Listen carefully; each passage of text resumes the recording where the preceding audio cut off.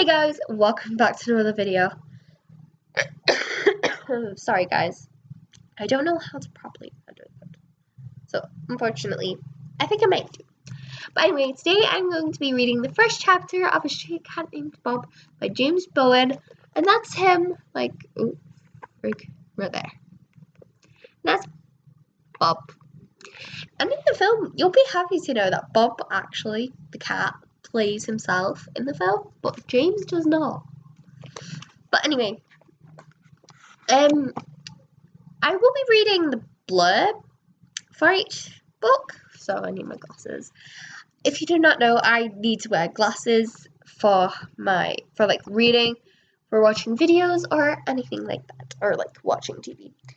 And yeah, so the blurb is: when James Bowen found an injured ginger street cat curled up in the hallway of his sheltered accommodation, he had no idea just how much his life was about to change. James was living hand to mouth on the streets of London, and the last thing he needed was a pet. Yet James could not resist helping the striking, intelligent tomcat, whom he quickly christened Bob. Soon the two were inseparable, and their diverse, comic, and occasionally dangerous adventures would transform both their lives and slowly healing the scars of each other's troubled pasts. So this is actually a real thing that went on, guys. Sorry, I have a cold. Yeah, not good. James Bowen is a street musician in London. He found Bob in 2007, and the pair have been inseparable since. Bob must be 13 years old. He must be around 13 years old, or older, or younger. Either one. This was published in 2012, by the way, guys. It says, to Brian Fox and anyone who had lost a friend. Does losing my granddad count? But anyway, we have the contents page with a picture of a kitty cat right there, which, if you do not know, I love animals. It's kind of a problem with me. I love animals. There is 270 odd pages in this book. Find it.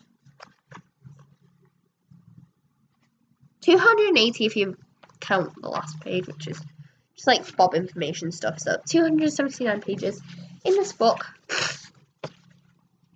Chapter 1, Fellow Travelers, with a picture of a cat. There's a famous quote I read somewhere. It says, we are all given a second chances every day of our lives. They are there for taking. It's just that we don't usually take them. I spent a big chunk of my life proving that quote. I was given a lot of opportunities, sometimes on a daily basis. For a long time, I failed to take any of them. But then in early spring of 2007, that finally began to change. It was then I befriended Bob. Looking back on it, something tells me it might have been his second chance too. I first encountered him on a gloomy Thursday evening in March. London hadn't quite shaken off the winter, and it was still bitingly cold on the streets, especially when the winds blew in off the Thames. There had even been a hint of frost in the air that night, which was why I arrived back at my new sheltered accommodation in Tossingham, North London, a little earlier than usual after a day of busking around Covent Garden. As normal, I had my black guitar case and rucksack slung over my shoulder, but this evening I also had my closest friend, Belle, with me. We'd gone out together years ago, but we're just mates now. We were going to eat a cheap takeaway curry and watch a movie on the small black and white television set I'd managed to find in a charity shop round the corner. As usual, the lift in the apartment block wasn't working, so we headed for the first flight of stairs. Resigned to making the long trudge up to the fifth floor, the strip lighting in the hallway was broken, and part of the ground floor was swathed in darkness. But as we made our way to the stairwell, I couldn't help noticing a pair of glowing eyes in the gloom. When I heard a gentle, slightly plaintive meowing, I realized what it was. Edging closer in the half-light, I could see a ginger cat, curled up on a doormat, outside of one of the ground floor flats. In the corridor that led off the hallway, I'd grown up with cats, and had always had a bit of soft spot for them. As I moved in, I got a good look. I could tell he was a Tom, a male. I hadn't seen him around the flats before, but even in the darkness I could tell there was something about him. I could already tell that he had something of a personality. He wasn't in the slightest bit nervous. In fact, completely the opposite. There was a quiet, unflappable confidence about him. He looked like he was very much at home here in the shadows. And to judge by the way he was fixing me with a steady, curious, intelligent stare, I was the one who was straying into his territory. It was as if he was saying, "So who are you, and what brings you here?" I couldn't resist kneeling down and introducing myself. "Hello, mate. I've not seen you before. Do you live here?" I said. He just looked at me with some studiousness. He looked at me with the same studious, slightly aloof expression, as if he was weighing me up. I decided to stroke his neck, partly to make friends, partly to see if he was wearing a collar or any form of identification.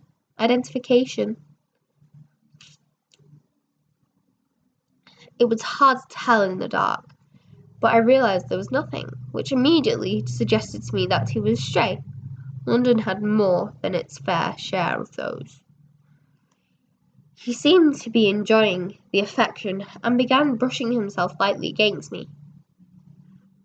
As I petted him a little more, I could feel that his coat was in poor condition, with uneven bald patches here and there. He was clearly in need of a good meal from the way he was rubbing against me. He was also in need of a bit of TLC. "Poor chap, I think he's a stray. He's not got a collar, and he's really thin," I said, looking up at Belle, who was waiting patiently by the foot of the stairs. She knew I had a weakness for cats. "No, James, you can't have him," she said, nodding towards the door of the flat that the cat was sitting outside. "He can't have just wandered in here and settled on this spot. He must belong to whoever lives there. Probably waiting for them to come home and let him in." Reluctantly, I agreed with her. I couldn't just pick up a cat and take him home with me, even if all the signs pointed to the fact it was homeless. I'd barely moved into this place myself, and I was still trying to sort out my flat.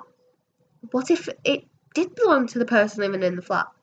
They weren't going to take too kindly to someone carrying off their pet, were they? Besides, the last thing I needed right now was the extra responsibility of a cat. I was a failed musician and a recovering drug addict, living in hand-to-mouth existence in sheltered accommodation.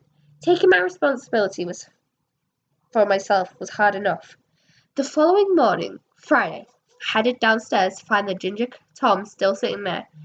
It was as if he hadn't shifted from the same spot in the past 12 hours or so. Once again, I dropped down on one knee and stroked at him. Once again, it was obvious that he loved it. He was purring away, appreciating the attention he was getting. He hadn't learned to trust me 100% yet, but I could tell he thought I was okay. Guys, I'm just gonna quickly put a light on because if you can see, it's like very dark in here, so.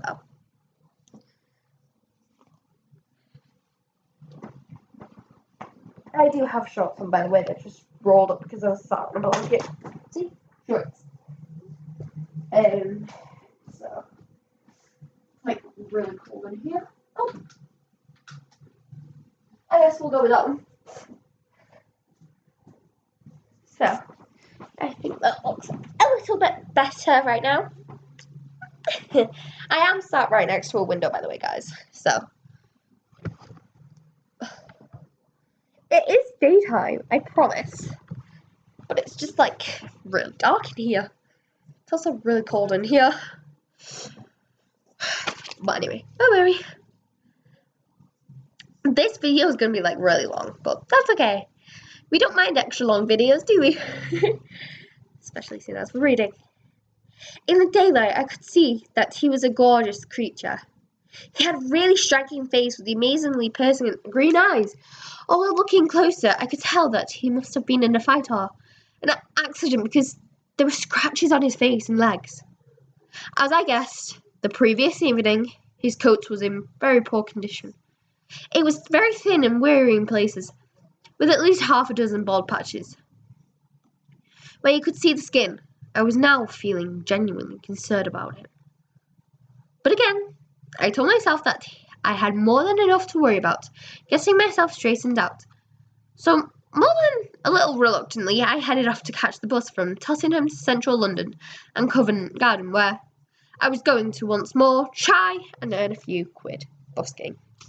This is in England, by the way. That's why it's quid, not dollars or whatever you Americans say. Or wherever you're from, or euros, or wherever you're from. This is quid, like pound coins. By the time I got back that night, it was pretty late, almost 10 o'clock. I immediately headed for the corridor where I'd seen that Jing Tom, but there was no sign of him. Part of me was disappointed. I'd taken a bit of shine to him, but mostly I felt relieved. I assumed he must have been let in by his owner when they'd got back from wherever they had been. By the way, guys, there's little paw prints on the page, like right there and right there. My heart sank a bit when I went down again the next day and saw him back in the same position. By now he was slightly more vulnerable and disheveled than before. He looked cold and hungry, and he was shaking a little.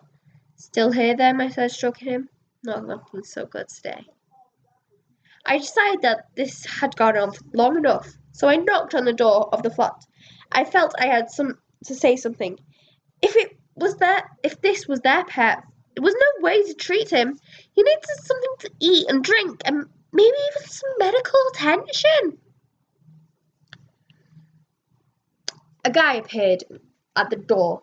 He was unshaven, wearing a t-shirt and a pair of tracksuit bottoms, and looked like he'd been sleeping even though it was the middle of the afternoon. Sorry to bother you, mate. Is this your cat? I asked him. For a second he looked at me as if I was slightly mad. What cat? He said, before looking down and seeing the ginger Tom curled up in a ball on the doormat. Oh, no, he said, with a disinterested shrug. Nothing to do with me, mate. He's been there for days, I said again, drawing a blank look. Has he? Must have smelled cooking or something. Well, as I say, nothing to do with me. He then slammed the door shut. I made up my mind immediately. Okay, mate, you're coming with me, I said, digging into my rucksack for the box of biscuits I carried, specifically to give treats to the cats and dogs that regularly approached me when I was busking. I rattled at him, and he was immediately upon all fours, following me. I could see he was a bit uneasy on his feet, and was carrying one of his back legs in an awkward manner. So we took our time climbing the 5 flights of stairs. A few minutes later, we were safely ensconced in my apartment.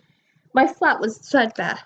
It's fair to say, apart from the telly, all I had was a second-hand sofa bed, mattress in the corner of a small bedroom,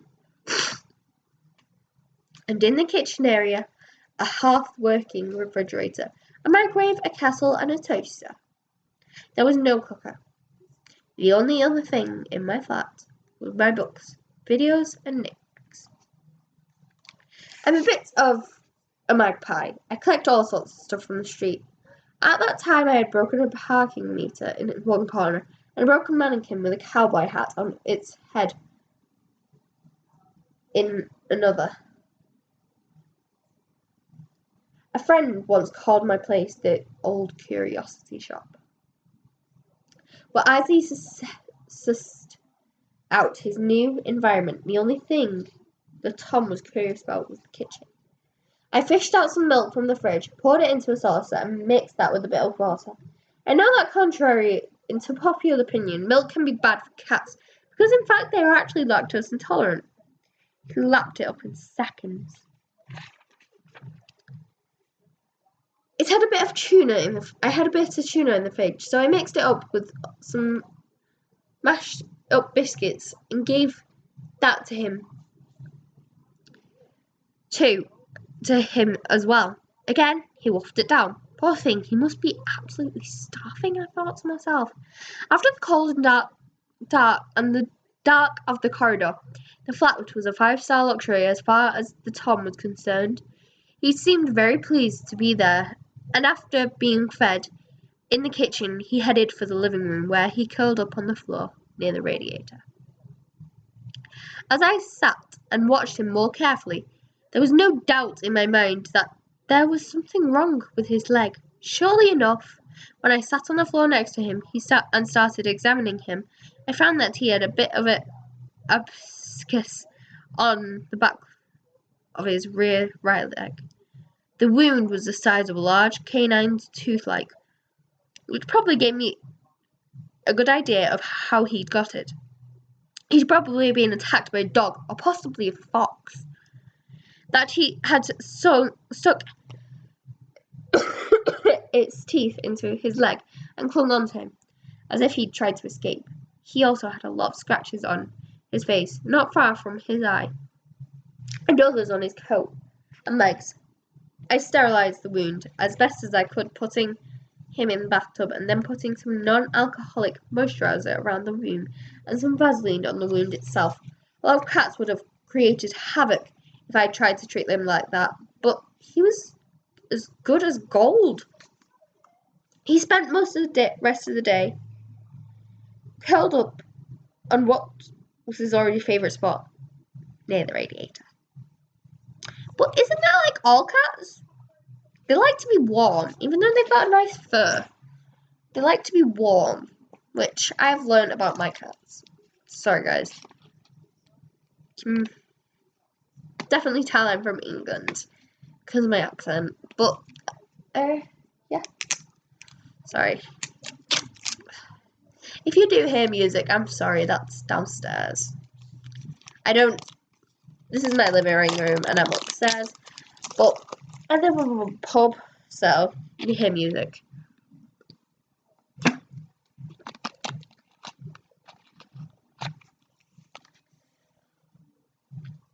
So, yeah.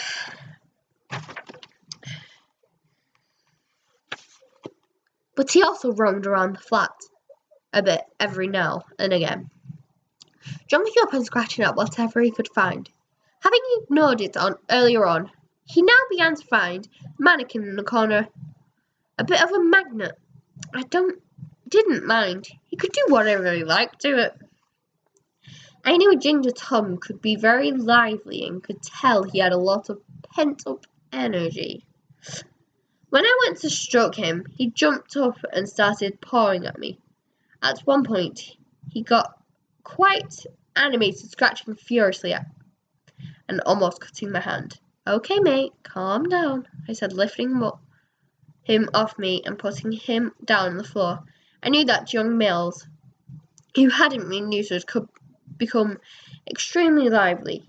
My guess was that he was still complete, and was well into puberty. I couldn't be sure, of course, but it was underlined the nagging feeling that he must have come off the streets rather than from a home. I spent the evening watching television and the Tom curled up by the radiator, seemingly content to be there.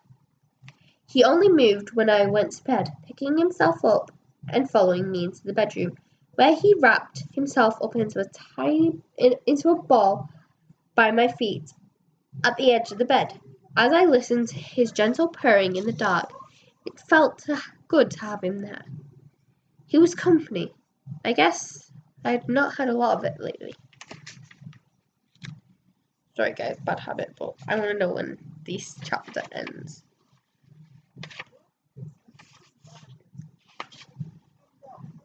Where was I? On Sunday morning, I got up reasonably early and decided to hit the streets to see if I could find his owner. I figured that someone might have stuck up a lost cat poster. There was almost always a photocopied appeal for the return of a missing pet plastered on the local lampposts, notice boards, and even on the bus stops. There seemed to be so many missing moggies that there were times when I just wondered whether there was a catnapping gang at work in the area.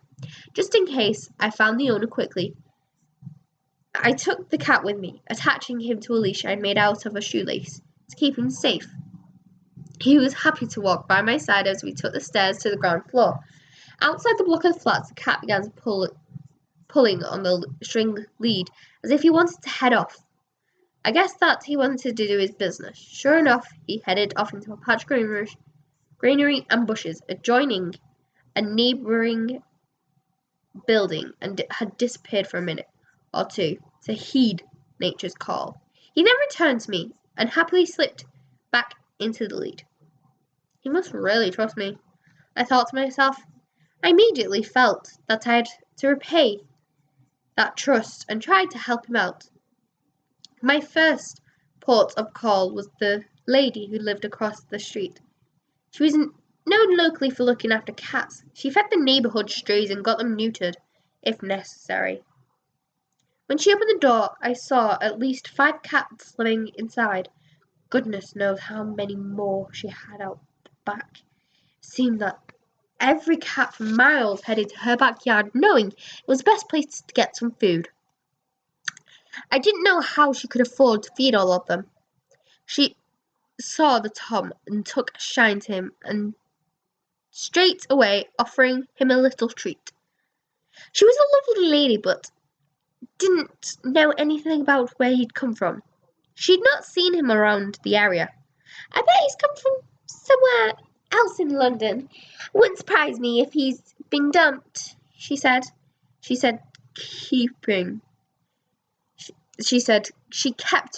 keep her eyes and ears open in case she'd heard of anything. I had a feeling she was right about him being from somewhere far from Tottenham. Out of interest, I took the cat off his lead to see if he knew what direction to go in, but as we walked the streets, it was obvious he didn't know where he was. He seemed completely lost, looked at me to say, I don't know where I am. I want to stay with you. We were out for a few hours. At the point, he scurried off into a bush to do his business again, leaving me to ask any passing locals whether they recognised him. All I got was blank looks and shrugs. It was obvious that he didn't want to leave me.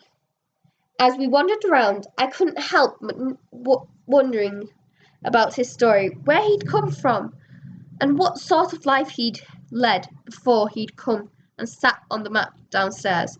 Part of me was convinced that the cat lady across the street was right, and he was a family pet.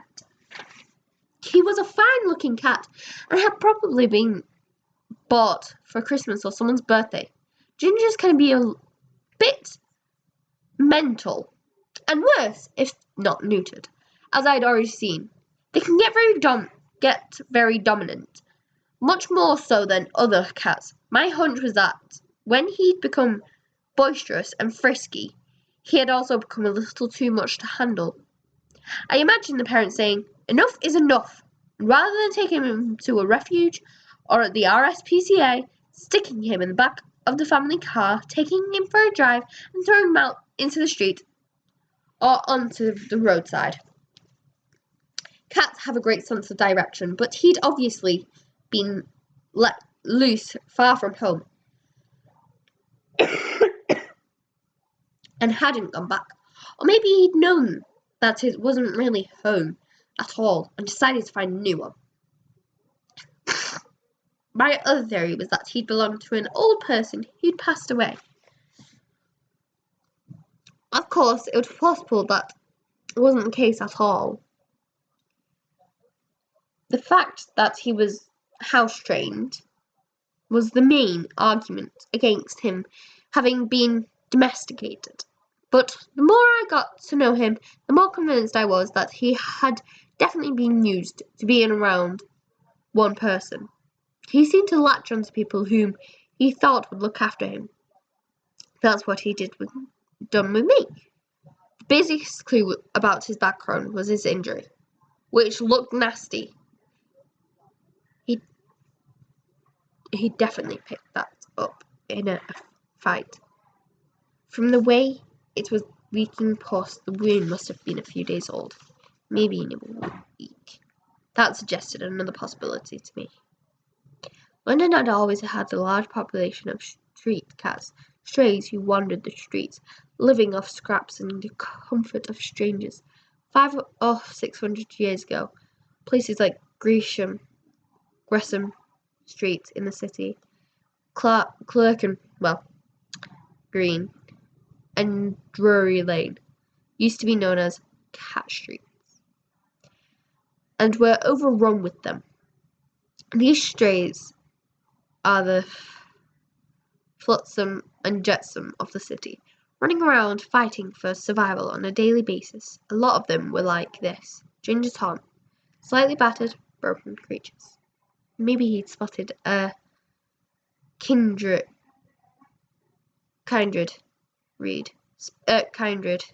spirit in me.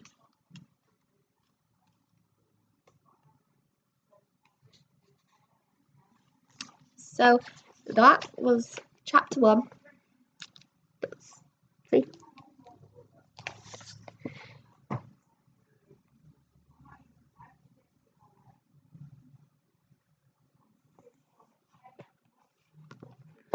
So that's chapter 1 of this book. So that took longer than I expected because I only read 12 pages. And that took 27 minutes plus anything else I needed to do. So, bye guys.